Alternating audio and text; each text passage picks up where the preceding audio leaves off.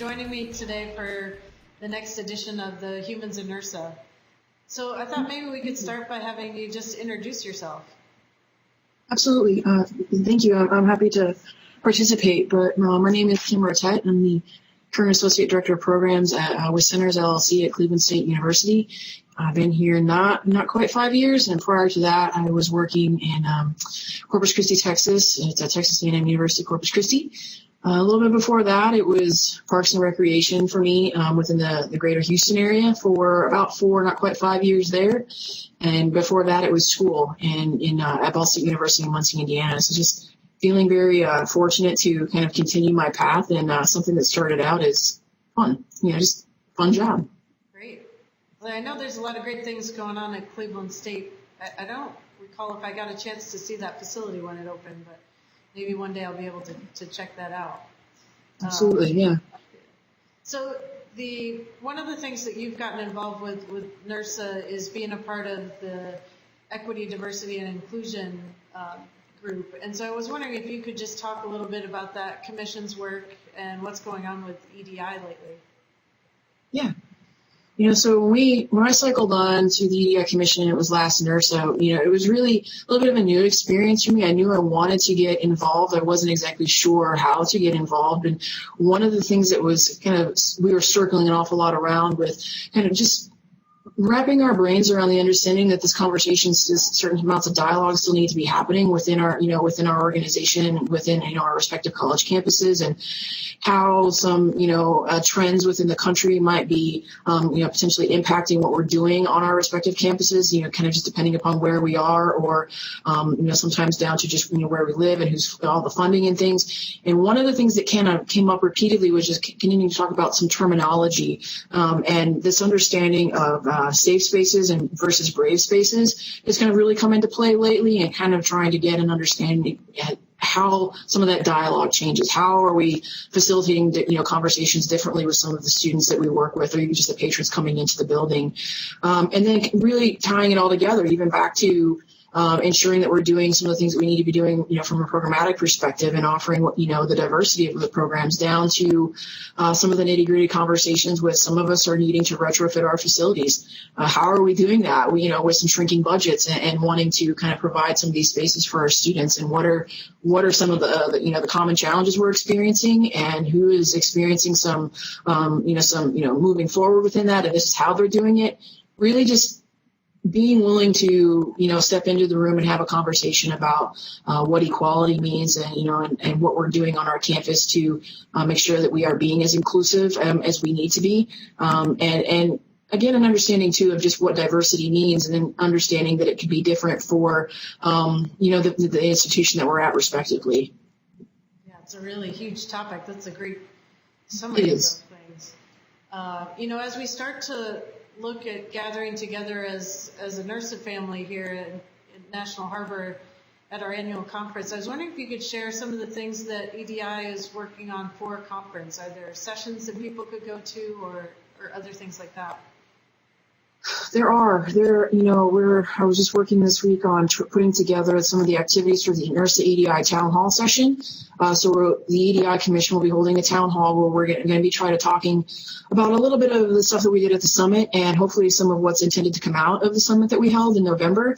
That was a really enjoyable experience, and admittedly for me, there's no other way to say, I probably wasn't in the best of places post-election, and I wasn't totally sure how that would impact some of the dialogue that we might be experiencing at the summit in Atlanta.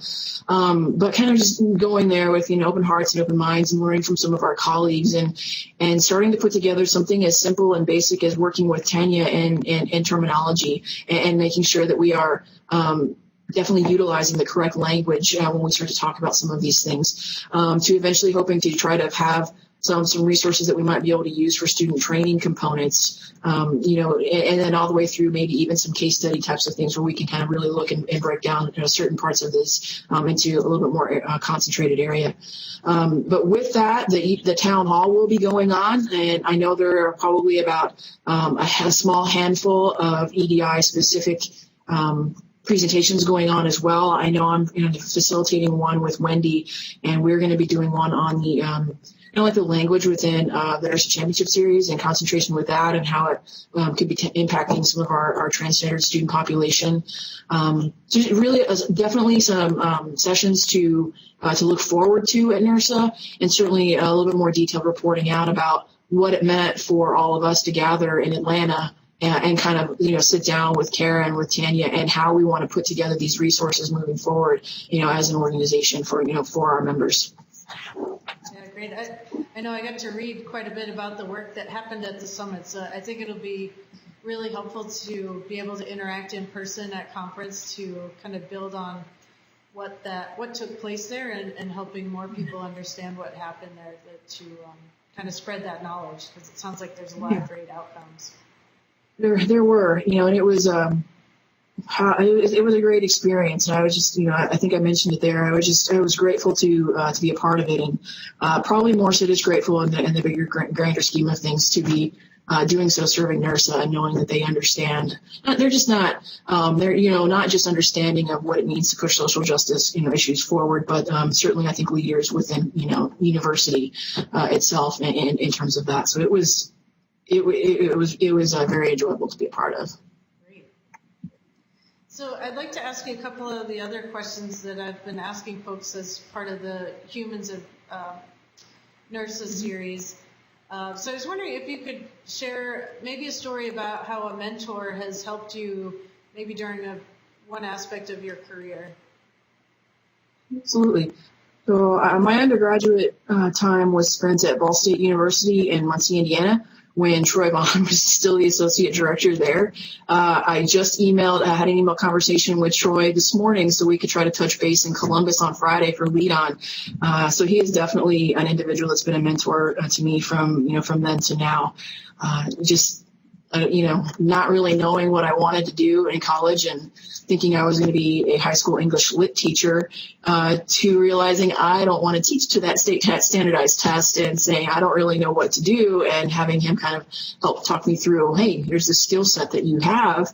Let's do something with this. If you're coming, we can just, and it just happened. And that's what led to some other things. So he is definitely somebody I have made it a point to stay in close contact with, and certainly someone I call a mentor. Great. Well, I'm glad you'll be able to see him at Lead On for Region 3 Lead On later this week. That'll be great. It will be. So how about from the other perspective of maybe some students that you have been a mentor to? Is there a mentee that you're particularly proud of that you'd like to maybe mention today? There is. She's not necessarily within the collegiate recreation field anymore. She worked for me at Texas A&M University, Corpus Christi. There are actually two young ladies. She worked for me as the marketing supervisor when I was there, and I was responsible for marketing.